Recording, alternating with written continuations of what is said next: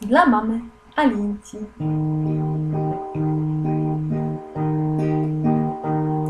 Masz serce tak wielkie dla każdego z nas. Kochasz zwierzątka i żyjesz z nimi za pan brat.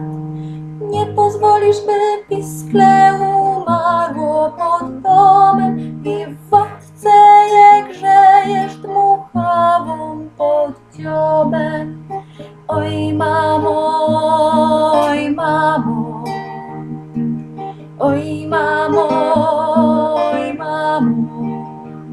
Twe serce jest tak delikatne jak skrzydła ćmy, zarazem tak silne jak w Afryce lwy. Oj mamo, oj mamo, oj mamo, oj mamo. Kochasz roślinki, te małe i duże, te białe i żółte, kaktusy i róże. I walczysz tak o nie i w nocy i w dzień. Jak orzeł nad gniazdem pilnujesz, by nawet zły ślimak nie zeżarł jej.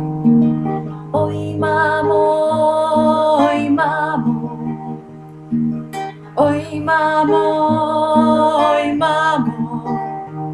Twe serce jest tak delikatne jak skrzydła ćmy, zarazem tak silne jak w Afryce lwy.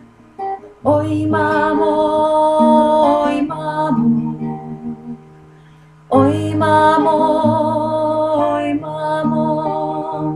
Twe serce jest tak delikatne jak skrzydła ćmy, zarazem tak silne jak w Afryce lwy. Oj mamo, oj mamo, oj mamo, oj mamo.